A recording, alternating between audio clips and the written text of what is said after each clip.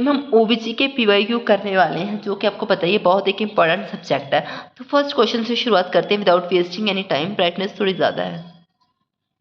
तो क्वेश्चन है painless bleeding after 28 weeks of pregnancy is associated with. तो इसका आंसर जो है वो प्लेसेंटा प्रेविया है। ये चीज़ आपको याद रखनी है क्योंकि ये क्वेश्चन जो है वो बहुत ज़्यादा रिपीट होता है। आपने देखा है एम्स ऋषिकेश में पूछा है, एम्स दिल्ली में, पीजीआई में, जिपमर में, हर एग्जाम में ये क्वेश्चन पूछा जाता है। तो ये क्वेश्चन जो है थोड़ा कन्फ्यूज आपको कर सकता है। अगर तो आ रहा है पेनलेस ब्लीडिंग तो उसका आंसर आएगा प्लेसेंटा प्रेविया।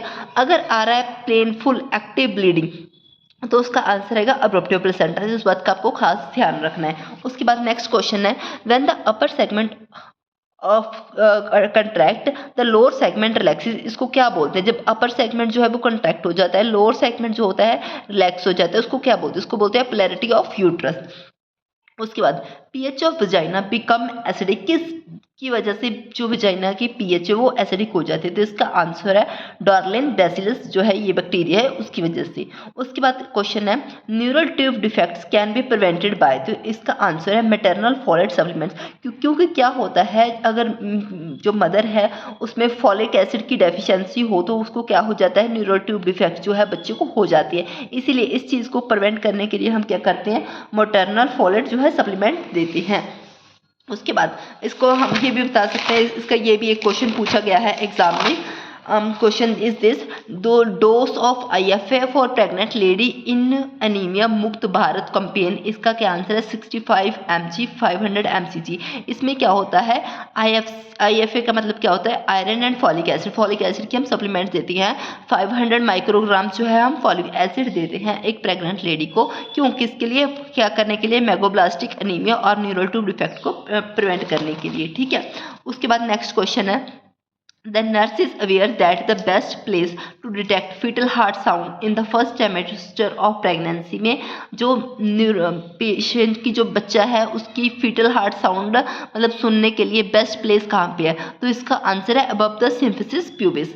उसके बाद हमारा नेक्स्ट क्वेश्चन है विच एंटीबायोटिक क्रॉस करती है प्लेसेंटा को? तो इसका आंसर है IgG। ये एक मेमोरी बेस्ड क्वेश्चन है। उसके बाद क्या है the basin shaped cavity that forms a ring between the movable vertebra of the vertebral column and the lower limb is called as pelvic girdle. जो है वो उसको सारे वो जो होता है ना वुमन के अंदर जिसके अंदर बच्चा होता है ड्यूरिंग डिलीवरी इसके थ्रू पास होता है उसको क्या बोलते हैं पेल्विक ग्रिडल। तो उसको बेसिन शेप वो होता है ना बेसिन की शेप जैसे वॉश बेसिन होता है हमारा, वही क्वेश्चन है।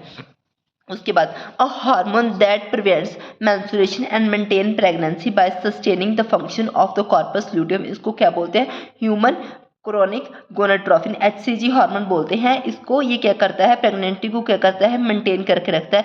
पहले कुछ दिन तो कॉर्पस ल्यूटियम काम करती है, कॉर्पस ल्यूटियम जैसे ही खत्म हो जाती है उसके बाद क्या हो जाता है HCG हार्मोन क्या होना है लग जाता है रिलीज होने लग जाता है, जो कि क्या करता है हमारे यूट्रस की वॉल्स को क्या करके रखता है मेंटेन करके रखता है, जिसकी वजह से क्या करती है प्रेगनेंसी मेंटेन रहती है।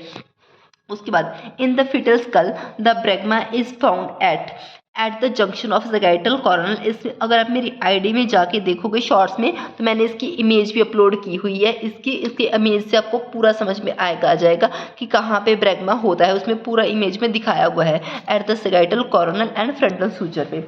उसके बाद नेक्स्ट क्वेश्चन है अब normal proliferation of uterine endometrial tissue outside the uterus is known as, उसको क्या बोलते हैं एंड्रोमियोसिस। नेक्स्ट क्वेश्चन है contraceptive and pills helps in birth control by. इससे क्या हो जाता है कॉन्ट्रासेप्टिव्स और पिल्स से क्या हो जाती है ओवुलेशन ही नहीं होती है। अगर ओवुलेशन ही नहीं होती है तो प्रेगनेंसी भी नहीं होती है। उसके बाद commonest complication of IUD insertion is intrauterine device जो हम इंसर्ट करते हैं उसकी कॉमन मोस्ट कॉम्प्लिकेशन क्या है? तो उसकी कॉमन मोस्ट कॉम्प्लिकेशन क्या होती है? पेन होता है। उसके बाद at 8 weeks of gestation the uterus looks like. Uterus किसकी तरह लगता है 8 वीक्स ऑफ प्रेगनेंसी पे? तो उसको बोलते हैं शेप ऑफ ग्रेप फ्रूट। जैसे ग्रेप फ्रूट की शेप जैसे ग्रेप फ्रूट होते हैं ना ऐसे ऐसे करके, तो वैसे उसकी